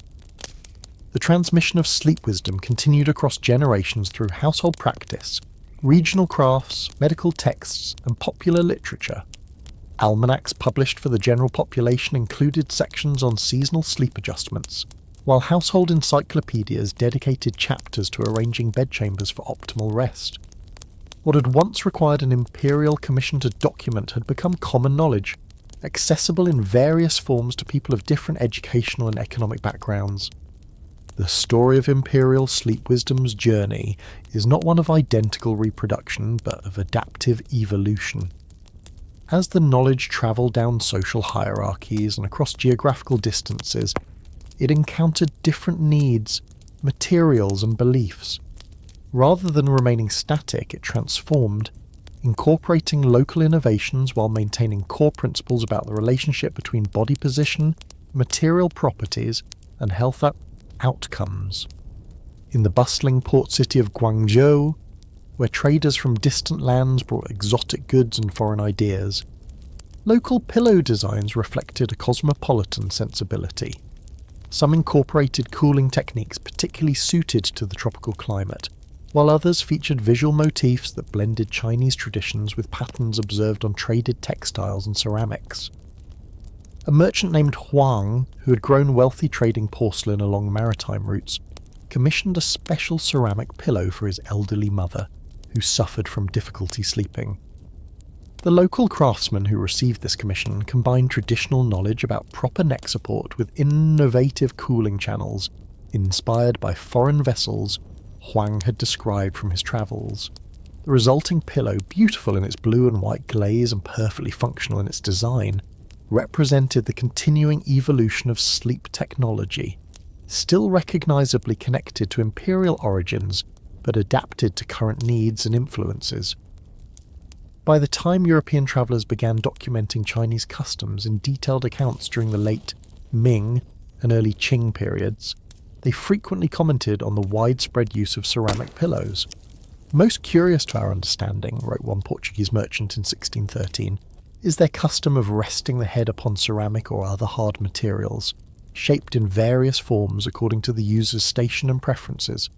What appears uncomfortable to European sensibilities is defended by Chinese physicians as beneficial to health in ways their medical theories explain at great length.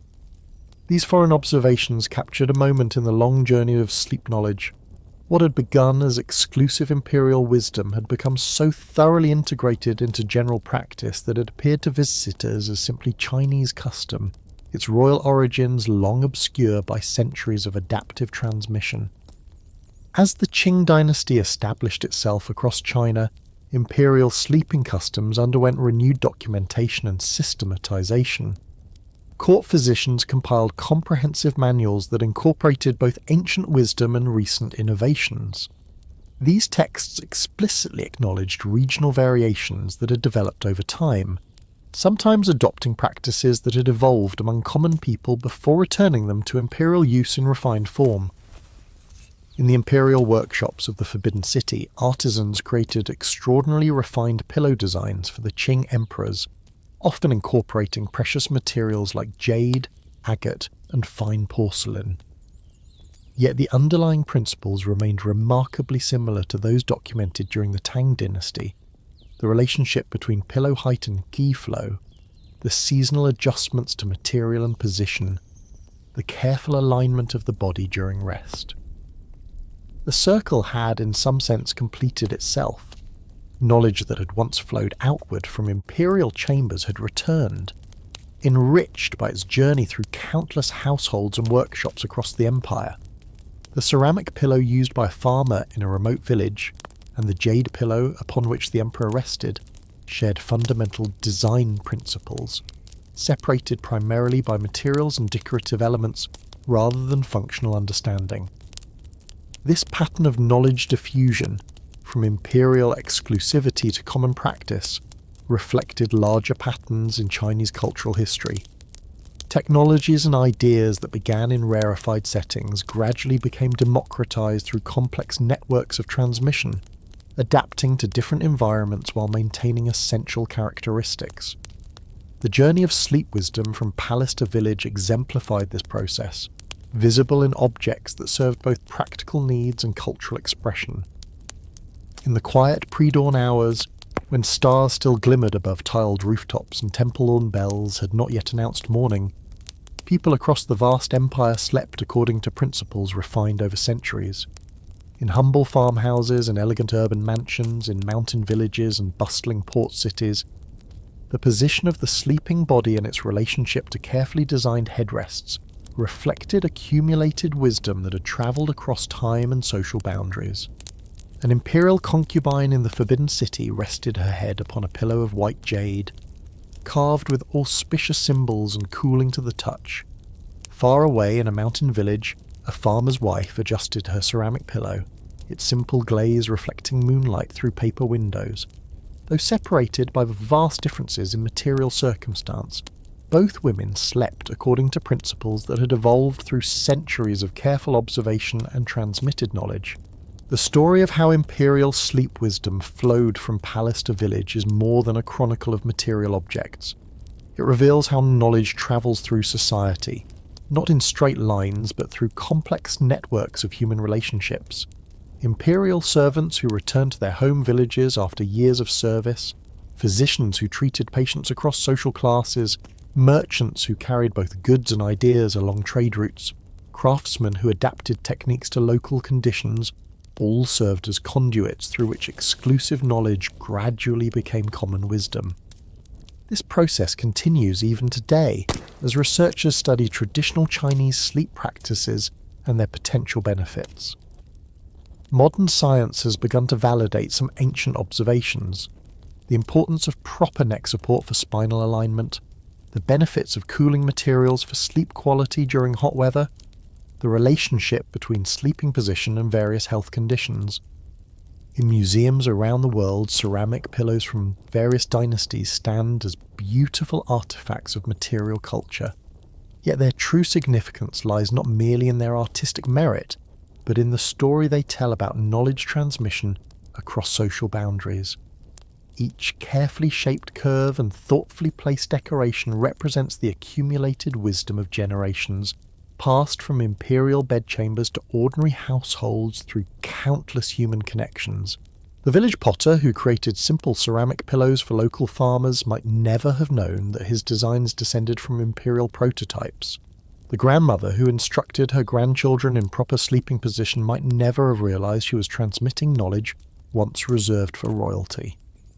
Yet the river of comfort flowed through their hands and words nonetheless, carrying ancient wisdom forward into each new generation's dreams. As night deepens and stars wheel slowly overhead, the cycle continues. Somewhere a child is being taught to position their pillow correctly, according to seasonal wisdom. Somewhere an artisan is crafting a headrest that incorporates centuries of evolved knowledge. Somewhere a sleeper drifts into dreams, their body aligned according to principles once known only to imperial physicians. The river of comfort flows on, carrying ancient wisdom through the gentle darkness of night, connecting palace and village through the universal human experience of sleep. Thank you for journeying with us through these ancient tales of rest and wisdom.